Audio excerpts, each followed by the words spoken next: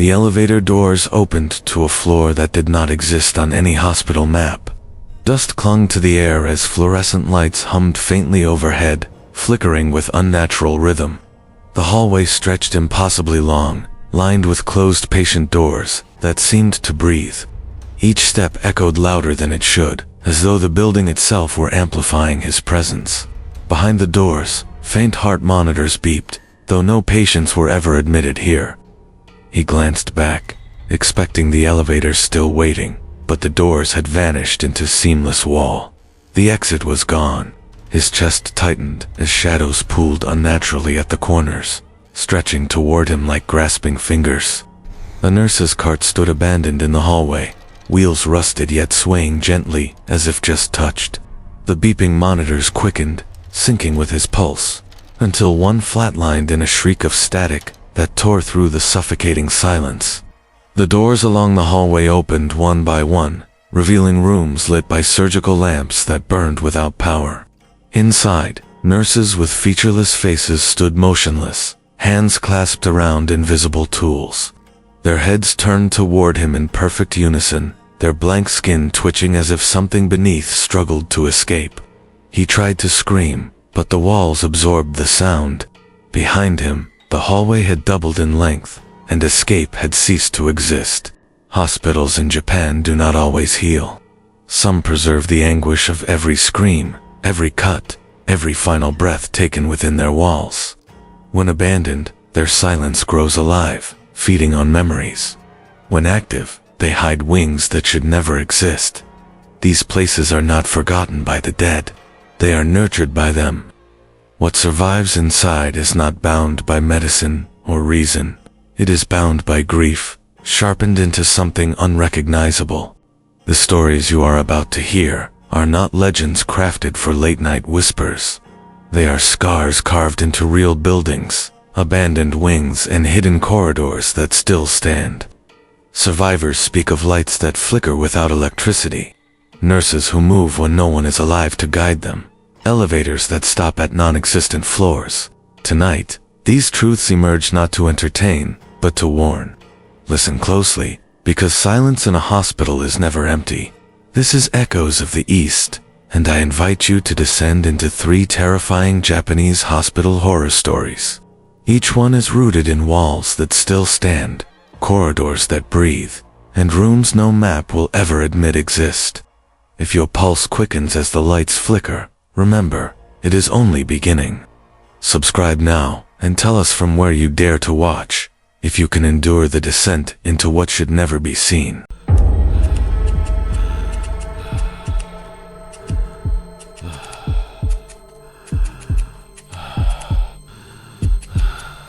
The psychiatric hospital was hidden deep in the forest, its concrete walls stained by decades of rain and rot. Locals whispered that the last patients were never discharged. They were simply left when the hospital shut down. Windows gaped like hollow eyes, cracked glass reflecting the pale moonlight. At night, hikers reported muffled cries carried by the wind. Inside, mold and silence replaced the staff, but something older had remained, watching anyone foolish enough to enter. When the explorer pushed the rusted gates open, the metal screamed louder than his footsteps. The air was thicker inside the courtyard, carrying a faint stench of disinfectant, clinging despite the years. Ivy gripped the walls like veins, pulsing faintly in the moonlight. Beyond the entrance, doors creaked open on their own. He swore he heard the sound of slippers dragging across linoleum, slow and heavy, echoing from deep within the darkened hallways of the asylum. The reception desk still stood, buried under stacks of moldy files. Patient charts curled and blackened with age, yet names remained legible, as though waiting to be called again. The explorer touched one folder, and the paper trembled, though no wind stirred. The clock behind the desk ticked once, its hands frozen since the final night. A gurney stood overturned nearby, straps dangling. In the silence, he could almost hear the last screams vibrating within them. He walked deeper, his flashlight stuttering against peeling green walls. Rooms lined both sides of the hallway, each marked with fading numbers. Inside, mattresses bore dark stains impossible to identify, and restraints still clung to bed frames. Some beds looked disturbed, sheets wrinkled, as though recently used. In one room, his light froze on a shadow pressed against the far wall, tall and thin. He blinked, and it was gone, but the air had thickened dangerously. The sound of dripping echoed, though no pipes remained intact. He followed it toward the therapy wing. The door bore a sign reading electroshock, letters half raced by rust. Inside, wires dangled from the ceiling like severed veins. A chair with leather straps sat in the center, scorched black. As he circled it, faint sparks ignited across the wires, though no electricity flowed. The chair vibrated once, and his flashlight dimmed. Something unseen was trying to restart treatment. The explorer hurried back into the hallway, only to find it changed. Doors multiplied along the walls, stretching endlessly. Each one whispered, hinges groaning in rhythm with a heartbeat not his own. His light revealed fleeting faces pressed against small glass windows, patients, with eyes blackened, mouths wide as though mid-scream. Yet the glass reflected only his figure. The hallway breathed, contracting as if alive. He realized the building itself was not abandoned, it was awake. He stumbled into the cafeteria. Tables stood overturned, trays scattered across the floor. Dried food was fused into metal, untouched by decay. Chairs rocked subtly, though the air was still. The smell of burnt rice filled his lungs. Then, he heard spoons scraping plates in perfect unison, though nothing moved. When he looked up, silhouettes of patients sat quietly at tables. Their heads twitched, bodies flickering like old film. Their attention shifted toward him all at once. Terrified, he fled into another corridor, shoes squealing on cracked tiles. Ahead, the surgical ward gaped, stinking of iodine. Tables gleamed, as if still used, blades neatly arranged, restraints buckled tight on an empty slab. A lamp swayed without wind. Suddenly, the strap snapped upward, clenching invisible wrists, and his flashlight dimmed as if the room itself demanded another patient. A scream burst from the walls themselves, vibrating through his skull. He clutched his ears, but could not block it. His flashlight sputtered, and he saw movement at the edge of vision, patients crawling along the ceiling. Arms bent unnaturally, faces pale with stitched mouths. Their limbs extended far beyond human length, dragging nails that screeched against the ceiling. When the light steadied, they vanished. Yet bloody fingerprints now smeared across his jacket, fresh and wet. He fled into the stairwell, spiraling upward, but the steps twisted into a loop, leading him back where he began. No matter how many flights he climbed, the peeling paint and rust stains repeated endlessly. His own footprints appeared ahead of him, already pressed into dust. A distorted reflection of his face grinned back from shattered glass on the wall, though his mouth had not moved. Behind him, multiple sets of footsteps echoed in unison. Desperate, he broke into the records room. Shelves leaned under the weight of files stacked to the ceiling. Thousands of patient records filled the air with suffocating dust. As he scanned them, he noticed his own name written neatly across a folder. Shaking, he opened it. The file contained detailed notes of his every step inside the hospital that night, even actions he had yet to take. At the bottom, the final line read, "Expiration imminent." The fluorescent light above shattered, raining glass. Darkness swallowed him as whispers rose, voices begging in countless tongues. Files cascaded from trembling shelves. Unseen hands brushed against his arms, cold and insistent. His scream vanished into the walls. Something vast stirred in the foundation, groaning like lungs inflating after ages. The building pressed inward, hurting him toward collapse. He burst through another door, falling into a ward lined with beds. Each bed was occupied now, though moments ago they were empty. Patients lay strapped, chests heaving. Their heads turned simultaneously toward him, eyes opening wide. Some had no pupils, only white voids. Their mouths opened, releasing a single unified breath that extinguished his flashlight. In the suffocating black, dozens of hands reached upward, clawing. He felt nails against his skin, dragging him downward. No one saw him leave the hospital. Locals say his car remained parked outside for weeks, keys still in the ignition. When police entered, they found only his jacket draped neatly across a chair in the records room. On the wall above it, written in ash, were 4 words: "We never left here."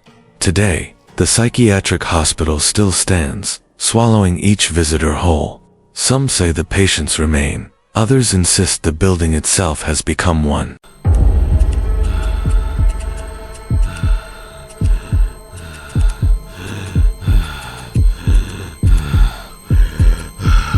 The rural hospital was hidden between rice fields and mountains, abandoned after a mysterious fire decades ago. Its charred walls still stood, blackened and warped, as if the flames never fully died. Locals claimed the blaze killed patients who could not escape locked wards. Farmers swore they heard screams echoing during harvest nights, carried by the wind. Visitors said the air around the ruins still reeked faintly of burned flesh, impossible to explain after so long. The investigator entered through a collapsed doorway.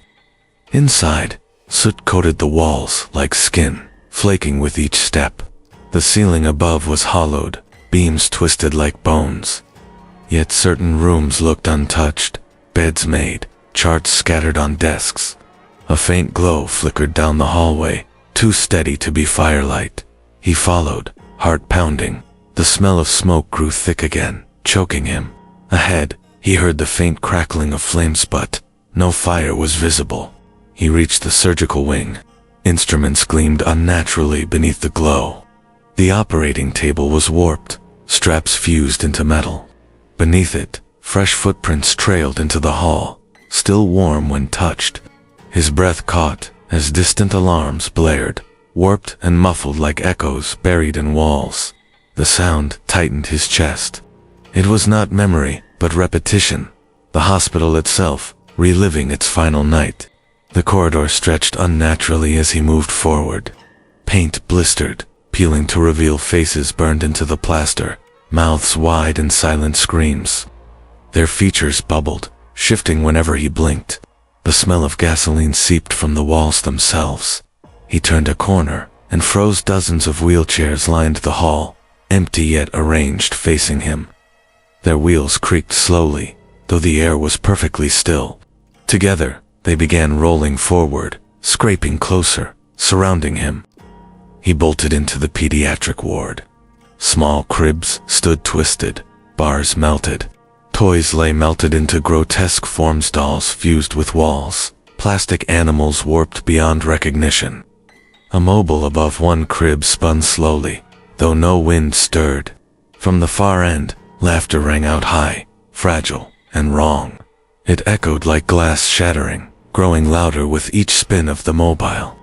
He backed away, but the cribs began rocking violently, their wheels screeching like metal grinding bone.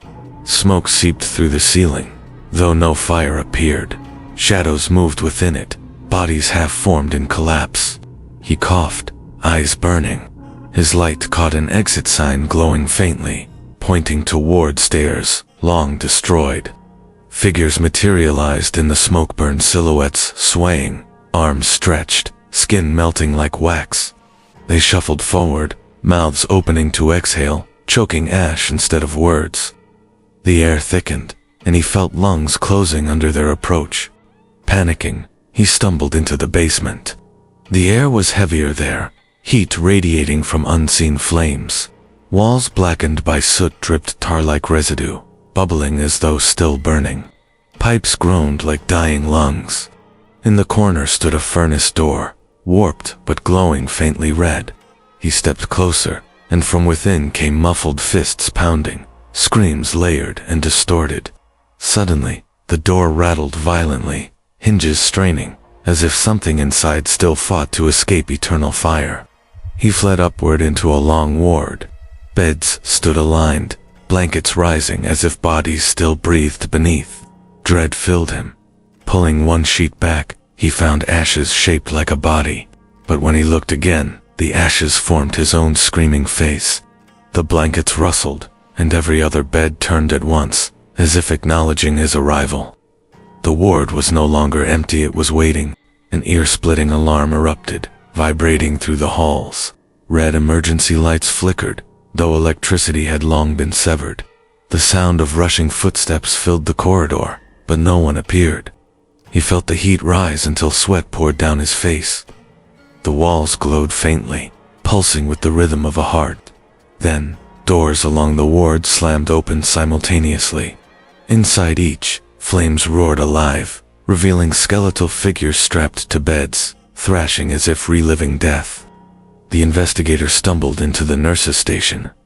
Burned charts lay scattered, yet ink looked fresh, names clear. His stomach dropped when he saw his own name. Trembling, he read, "Admitted at midnight. Cause of death, suffocation." The page slipped from his hands. Then the typewriter clacked violently on its own, keys striking fast. A new line appeared, patient attempting escape. The machine stilled, and behind him, footsteps crunched slowly across soot, deliberate and inescapable. Turning, he saw nurses in charred uniforms emerging from the corridor. Their faces were burned away, only jawbones and hollow sockets remaining. Yet their hands moved with surgical precision, clutching instruments glowing red with phantom heat. They advanced in silence, scalpels gleaming. The investigator backed away until the wall caught him. Suddenly, one nurse raised her tool high, and the hallway erupted in flames. The fire spread across the walls, consuming everything in unnatural speed. Flames encircled him, yet no heat touched his skin. Instead, the fire whispered, countless voices pleading, screaming, begging release. He staggered forward, passing through the blaze into another wing.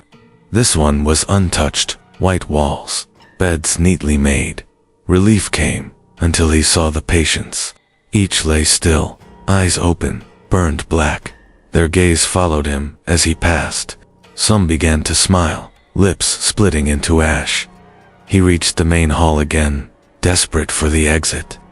The doorway stood ahead, faint moonlight pouring in. But as he ran, the hall stretched, retreating further with every step. Behind him, the building groaned, collapsing in memory of fire. Charred beams fell, yet none struck him. The screams rose again, piercing his skull. Suddenly, the exit vanished, replaced by solid wall. Written across it in soot were 4 words, "Still burning, still alive." Weeks later, locals noticed smoke rising faintly from the ruins at night. Authorities investigated but found no signs of fire. The investigator's car remained parked near the field, keys still inside. His body was never recovered. Farmers claim the hospital glows faintly during harvest moons, shadows moving behind broken windows. They whisper that anyone entering becomes part of the fire, condemned to relive its final night forever. The blaze never died, it simply waits.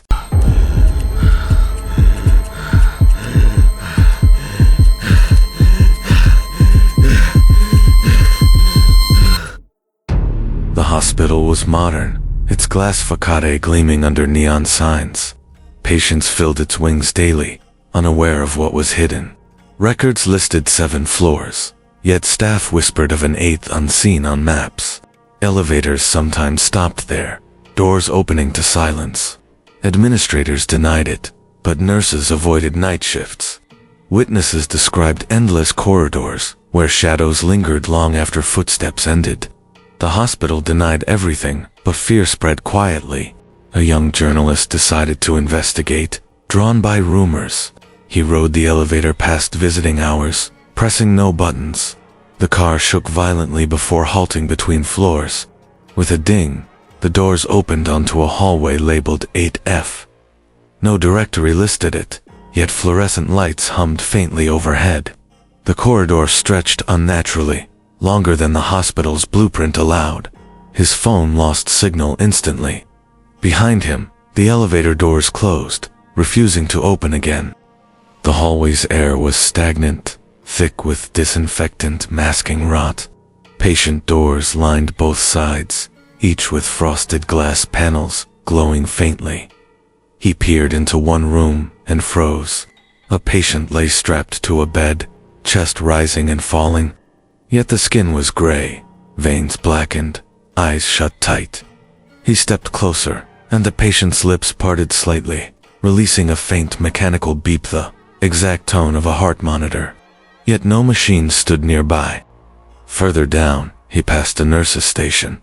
Papers lay scattered, but all were blank, as though records had been erased. A chair sat pulled out, still warm. Suddenly, the overhead intercom crackled alive, whispering his full name, though he had never signed in. His pulse quickened. The sound cut into distorted static, echoing like screams layered upon each other. He backed away, knocking over a clipboard. When it struck the floor, words appeared across the page. The clipboard now displayed his own medical file. The notes described his arrival at 8F in precise detail, including steps he had not yet taken. Flipping through, he saw a line written in fresh ink. Subject attempts escape soon. His breath caught. A nurse's uniform hung on a hook nearby, sleeves swaying though no one passed.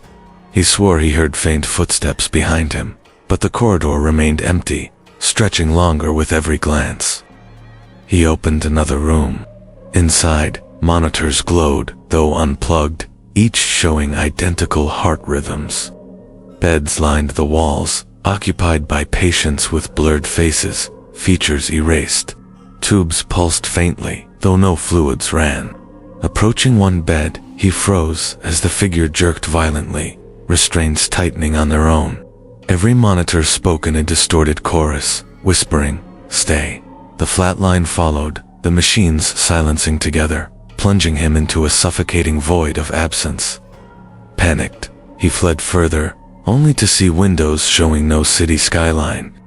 Instead, endless hospital corridors stretched into black. His reflection shimmered on the glass, multiplying into versions of himself, each screaming silently. One reflection moved when he did not, pressing hands against the pane until cracks spread. He staggered back, breath failing, as the reflection grinned, teeth sharp and unnatural, before dissolving into the dark glass, leaving only silence and terror. He reached the staff lounge. Chairs were overturned, mugs shattered. A television flickered with static despite being unplugged. Then, images appeared, footage of him entering the hospital that evening, walking through halls, and stepping into the elevator. The tape continued, showing him now inside 8F, recorded from angles impossible to exist. He smashed the screen, but the static continued, filling the room with his own distorted voice, repeating endlessly, "You shouldn't be here." He rushed into the stairwell, hoping for escape. Yet every flight led back to the same landing marked 8F. His footsteps echoed unnaturally, as though dozens followed in sync. Looking down, he saw shadows climbing toward him, stretched figures with elongated arms dragging along railings, their heads tilted upward, faceless yet focused. He slammed the door back into the corridor, chest heaving, only to realize the hallway had shifted, doors multiplied, and none resembled hospital rooms anymore. The doors now opened into scenes that should not exist. One revealed a child's bedroom filled with toys, walls painted bright, yet the floor was stained with surgical tools. Another showed an operating theater where faceless doctors stood frozen, scalpels hovering mid-air. A third opened into an exact replica of his apartment. Though lights flickered and shadows moved inside without him, he slammed it shut. The corridor groaned, lights dimming, as though rejecting his resistance.